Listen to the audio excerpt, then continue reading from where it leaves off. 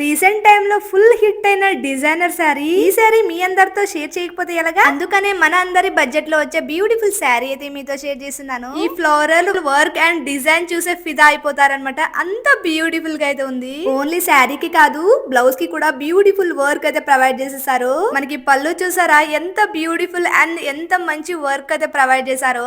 Sari overall lotus flowers అయితే వచ్చేసాయి మనకి.